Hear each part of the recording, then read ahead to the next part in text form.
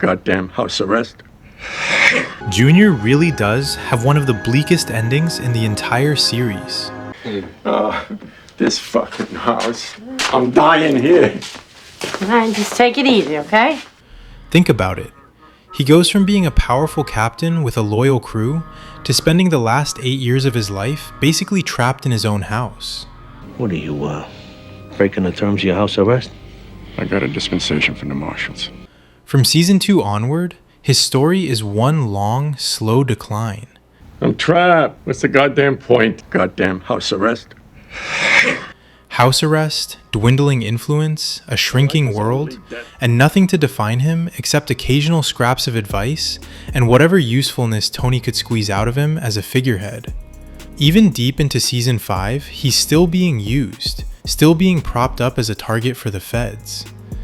Meanwhile, the man's income is a shadow of what it once was. Legal bills stacking up, freedom gone, purpose evaporating. We found him walking across Clay Street Bridge in Newark. Newark? Where's your car? They stole it. Who stole it? You know who.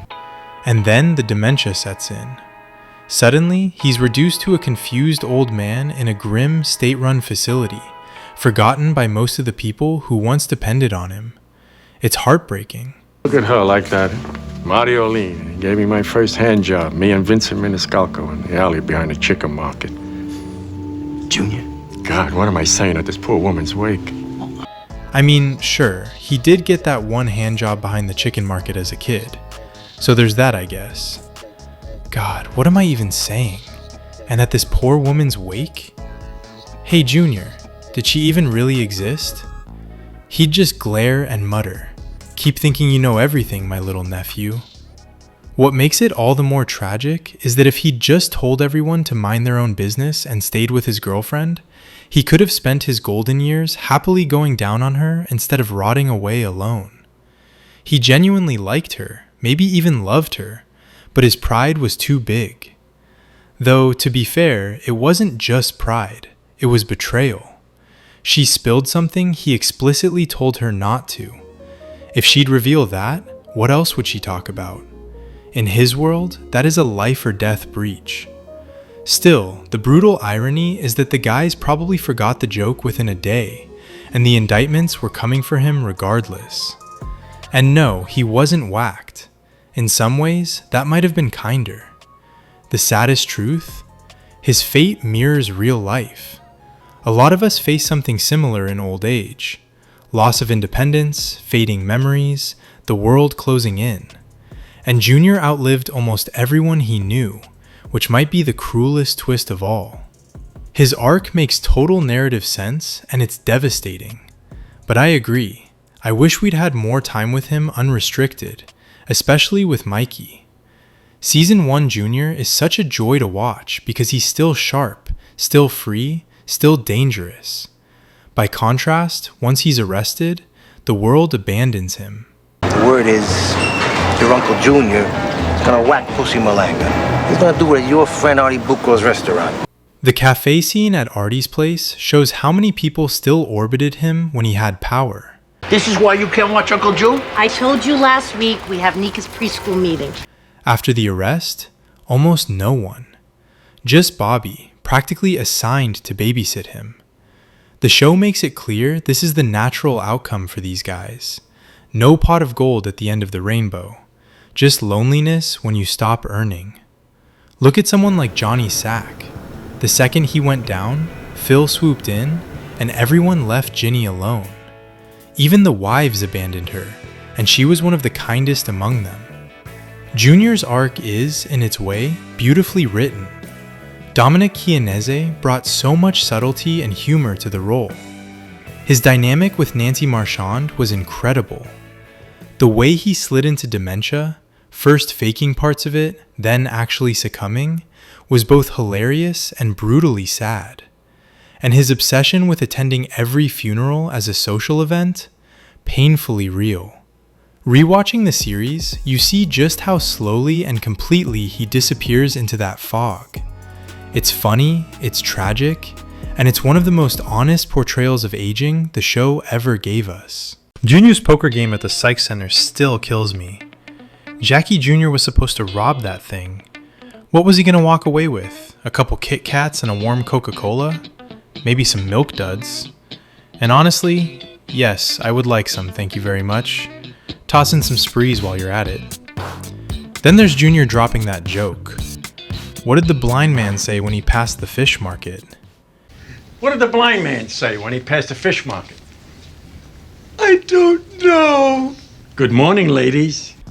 The delivery, the timing, the room full of patience, absolute chaos. One guy starts laughing so hard he's crying like he just had a spiritual revelation. Good morning, ladies. The whole scene is like a fever dream in the best way. Guy comes home with a bouquet of flowers for his wife. I guess I'll have to spread my legs now, she says. Why, he asks. Don't you have a vase? And the follow-up joke? Man comes home with flowers. Wife says, I suppose I should spread my legs now. And he's like, why? Don't you have a vase? That one is so stupid, it's perfect. He's got Alzheimer's. Help him, for Christ's sake. Pair of jacks. But the cherry on top? The guy with Alzheimer's who doesn't even know what cards he's holding, and he wins a hand anyway. That whole table was comedy gold. Honestly, I've always thought Junior never marrying or having kids boils down to a mix of mob logic, personal insecurity, and a lifetime of bad timing with women. I hesitated. How could I bring this life we live on a woman? He does, at a couple points, basically echo Polly's "this thing of ours doesn't mix with family life" philosophy. Like he knows dragging a wife and kids into the line of fire wouldn't be right. And maybe after watching Johnny Boy's miserable marriage to Livia up close, he figured, why set himself up for that kind of doom? But there's also that wound he never really gets over. Fran Feldstein. Tony, how you doing? His one true love getting snatched away by Johnny Boy. After that, it's like he never let himself love again. And the cruel twist?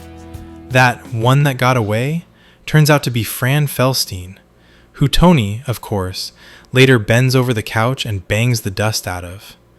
Junior really couldn't catch a break. Wonderful. I don't go down enough. That's not what I heard. You believe that was a piranha? Come on. That woman is not your aunt. Libya, I warned you, start to eat. Bobby's a sweet, sweet girl. Add to that his insecurity, he sabotages every relationship before it goes anywhere. I want to fuck Angie Dickinson. See who gets lucky first. He chases after women he can't have. Fran, his home health aide, Angie Dickinson. All right, Roberta, thanks. I'm sorry to bother you. Bobby Sanfilippo.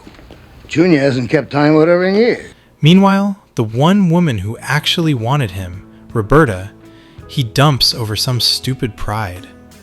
If she'd stayed, maybe his old age wouldn't have been so bleak. But no, classic Junior. So maybe it's not one thing. Maybe it's all of it. The mob code, the shadow of Johnny Boy, the inferiority complex, the pining after impossible women, the self-sabotage. By the end, you're left thinking, yeah, maybe it's for the best he never tried to be a varsity husband. And no, he didn't forgo marriage because he was gay. He forwent marriage because he was Junior. When Junior's sitting in that holding cell in Season 1, Episode 13, and the FBI asks if Tony's really the boss, that "not in this life" line is classic Junior. What certain people? Nobody got over on Johnny. Nobody's gonna get over on me. Pure ego with a side of old school code. Sure, he'd just tried to have Tony clipped, but Junior would never admit he'd been played. His pride wouldn't allow it. Any flies on Junior are paying rent. That's how airtight his denial is. The code of silence, or the omerta, or whatever you want to call it, just went by the boards. At the same time, he wasn't about to rat Tony out. Junior might be stubborn, delusional, and running on hubris like it's premium gas, but he's still old school to the bone. He'd rather chop his own cannoli off than give the feds anything real. Unlike these new school choir boys we've got now. They got the boss of the family in jail, awaiting trial. Even if they hear different, it creates confusion. So yeah, it was a combo move. Protect his ego, stick to omerta, and maybe even leave just enough ambiguity to make it look like the power struggle with Tony was still alive. And hey, if the FBI ever played that recording for Tony, Junior made sure he'd hear one more varsity athlete crack on the way down. I've always thought it was wild how Tony ends up getting shot by Junior, basically because Bobby was downstairs playing with his train set. And then, in perfect cosmic symmetry, Bobby later gets shot buying the Blue Comet. You never stop to think about that? Did Quasimodo call that one too? It's his hobby. Why does everyone have to clown on it? And seriously, you didn't need to wear the hat. Merciless ridicule about his weight, about his model railroading. He's a grown man. Oh, but it's okay for Neil Young. He owns Lionel. But somehow it's fine for Neil Young? Well, yeah, he owns Lionel. The man literally plays with trains. What else is he supposed to do? The fuck we ever get we didn't have to work our balls off for? I won't mind sitting on my ass all day smoking mushrooms and collecting government checks. Sit around all day smoking mushrooms and collecting government checks? And Sunshine getting killed at nighttime? Kind of perfect. Tony getting shot by Junior always reminded me of that moment in Twin Peaks when the McLaughlin character gets shot. Both guys scrambling for a phone they can't reach. Both moments surreal and sad. Even Bobby's train obsession feels like it could have come straight from that rich recluse in Twin Peaks, the one holed up playing with giant G.I. Joes. Then Dexter echoes it again with Trinity and his Lionel trains. It's like the universe keeps sending the same symbolic freight train through different shows. 10 minutes, Uncle Joe. Who's down there? Artie Shaw. But honestly, I've always believed Junior pulls the trigger because Tony yells back Artie Shaw when Junior asks, "Who's down there?" He's just identifying the music, but from Junior's confused perspective, it sounds like some stranger's name, like he's being warned someone unexpected is lurking downstairs. If Tony had just shouted, "It's me, your nephew," maybe Junior would have relaxed. But no. Artie Shaw had to get involved. I was rewatching Season 3, Episode 13, and noticed a tiny, maybe obvious detail that completely reframed a scene for me. It's small, it doesn't matter in any grand plot sense, but it made me appreciate one dynamic way more. The weird little rivalry between Carmela and Junior. Carm hates Junior more than Tony does for most of the series, though she rarely shows it outright. It usually leaks out as this low-grade, elegant, suburban passive aggression, which is why I'm increasingly convinced that Carm wanted Meadow to heckle Junior's song. Honestly, the way the scene plays out, it almost looks like it was Carm's idea from the jump. I beat cancer. Now I'm gonna beat the can. Here's the sequence. Junior goes, "I beat cancer, now I'm gonna beat the can." And everyone laughs, except Carmela, who is visibly unimpressed. Meadow stumbles in, clearly drunk, and Carm clocks it immediately. Meadow sits down. Carm looks at her. They make eye contact. Then Carm very deliberately glances down at the breadbasket. Meadow sees it. There's this tiny moment of mutual understanding. Carm looks away, takes a sip of wine like nothing happened. And then, seconds later, Meadow starts throwing the bread. Carm, meanwhile, does that classic "I'm not noticing this" act, except she's also kind of hiding a small grin. I'm not saying she literally told her daughter, telepathically, "Throw carbs at your great uncle," but honestly, I'm not sure you could convey that sentiment more subtly than she does there. Either way, she is absolutely satisfied with the outcome. Someone might argue she was really signaling, "Eat some bread, you drunk disaster." And sure, maybe. But the timing is suspiciously perfect. And come on, Meadow throwing food at Junior? That's the kind of thing that, in the Sopranos universe, has to get resolved, one way or another. We used to play catch. Junior keeps bringing up that he used to play catch with Tony because, for him, those memories are the last foothold he has on a relationship that's otherwise slipped into hostility and power struggle. Hear that? Don't be. He's a hostile prick. It's awkward and sad to watch a guy cling to the few warm moments he had with a family member who's now a rival. But that's exactly what's happening.